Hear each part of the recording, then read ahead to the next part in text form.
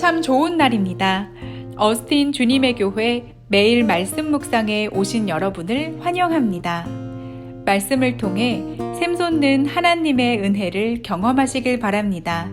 오늘은 어제보다 더 행복한 하루가 될 것입니다.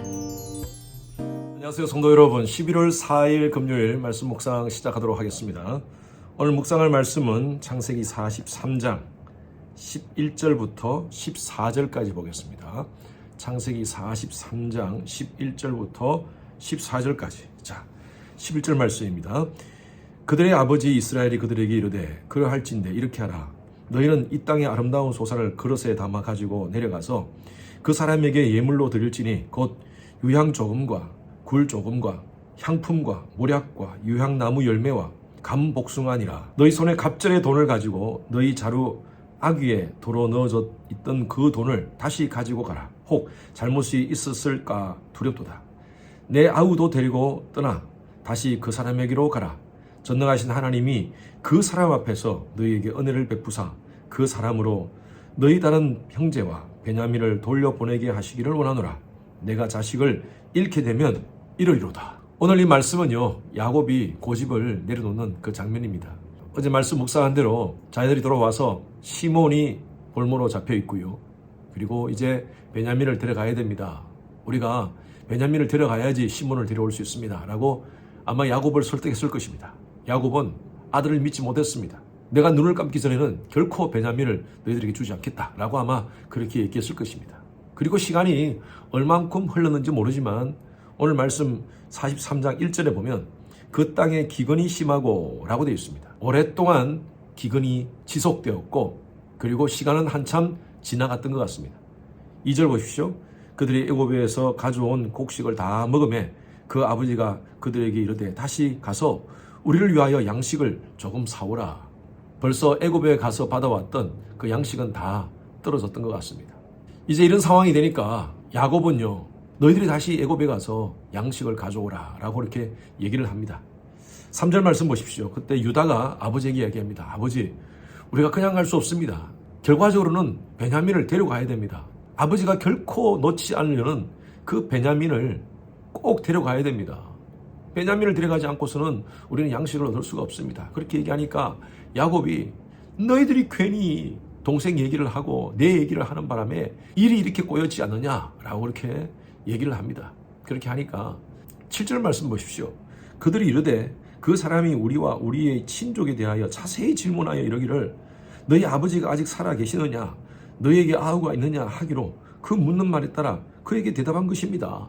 누가 질문한 겁니까? 요셉이 질문한 거예요. 이 가정의 형제 아닙니까? 모든 가정 상황을 다 알고 있는 요셉이 질문했으니까 아마 이들은 꼼짝도 못했을 거예요. 아니 그 사람이 누군지를 모르지만 우리 가족에 대해서 너무나 잘 아는 것 같습니다. 그래서 답을 다 했습니다 라고 얘기를 합니다. 그리고 유다가 설득을 합니다. 8절 말씀 보십시오. 유다가 아버지를 설득합니다. 아버지, 저 아들 베냐민을 보내면 우리도 살고 또 지금 인질로 잡혀있는 시므온도 살고 우리 모두가 살 수 있습니다. 아버님, 이제는 아버지의 고집을 좀 내려놓으시죠 라고 이렇게 얘기를 합니다. 야곱은요, 결국에는 자기가 집착했던 그 아들 베냐민에 대해서 내려놓습니다.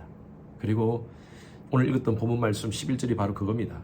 너희들이 이번에 갈 때는 이 땅의 아름다운 소산물을 예물로 가지고 가라. 그리고 12절 보십시오. 너희 손에 갑절의 돈을 가지고 저희 자루 아귀에 도로 넣어졌던 그 돈을 다시 가지고 가라.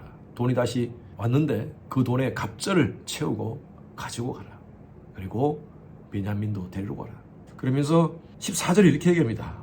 전능하신 하나님께서 그 사람 앞에서 너희에게 은혜를 베푸사 그 사람으로 너희 다른 형제와 시몬을 얘기하는 거죠.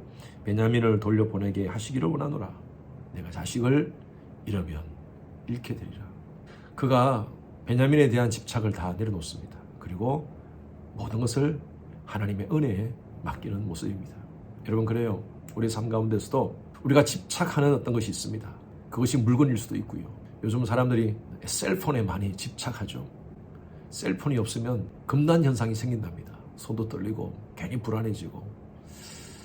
여러분, 집착하는 것 있으면 위험합니다. 어떤 사람은 사람에게 집착합니다. 자식에게 집착하시는 분이 있어요. 하나님의 백성들이 자녀들은요, 내 것이 아닙니다. 내 자녀면 내가 집착할 수 있어요. 그러나 하나님은 우리에게 그 자녀들을 청지기로 맡겨주신 거예요. 하나님의 자녀로 우리는 아이들을 양육할 그러한 책임이 있습니다. 그러다 보니까 내 것 아닙니다.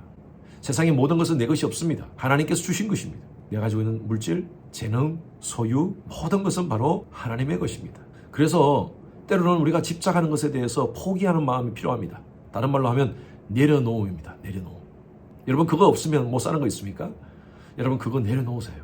내가 너무나 집착하면 하나님보다 더 가까이 하기를 원한다면, 나의 삶 가운데 하나님보다 그것을 우선하고 산다면 하나님이 나의 집착하는 것을 내려놓기를 원하실 때가 있습니다. 창세기에 우리 아브라함 스토리 아시지 않습니까? 아브라함에게는 이삭이 집착의 대상이었어요.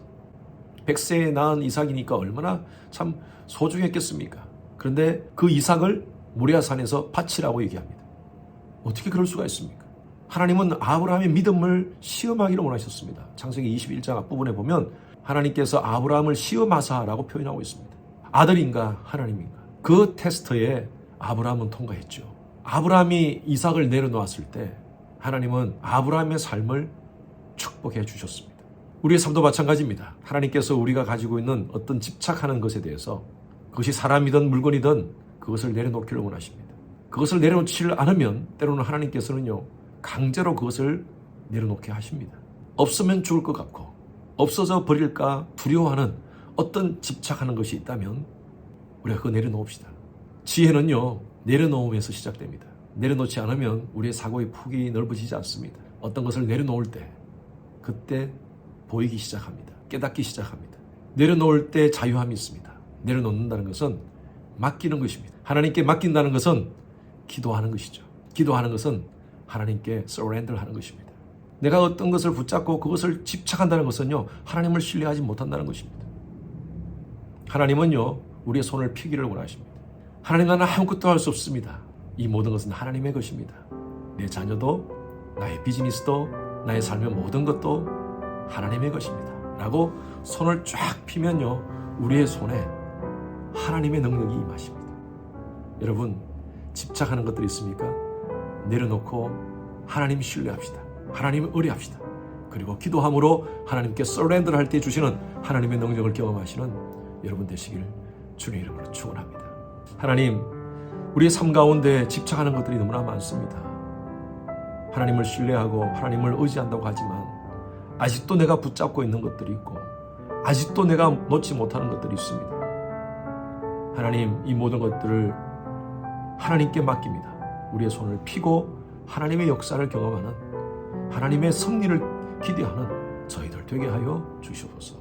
그러한 담대한 믿음을 허락하여 주시옵소서. 감사드리며 살아계신 예수 그리스도 이름으로 기도드렸습니다. 오늘은 예배를 위해서 기도해 주시기 바랍니다. 오늘 저녁에 있을 금요 예배, 또 주일 예배, 대면 비대면으로 드려지는 모든 예배가 성령의 기름 부으심으로 넘치도록 해달라고 기도해 주시고요. 말씀을 준비해서 선포하는 저를 위해서, 또 여러 우리 부교육자들을 위해서 설교 가운데 능력 있게 하나님 말씀이 선포될 수 있도록 해달라고 기도해 주시기 바랍니다.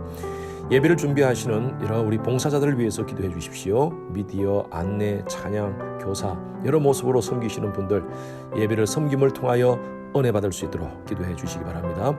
모든 예배자들, 참여하는 모든 예배자들이 신령과 진정으로 하나님께 예배드릴 수 있도록 함께 기도 부탁드립니다.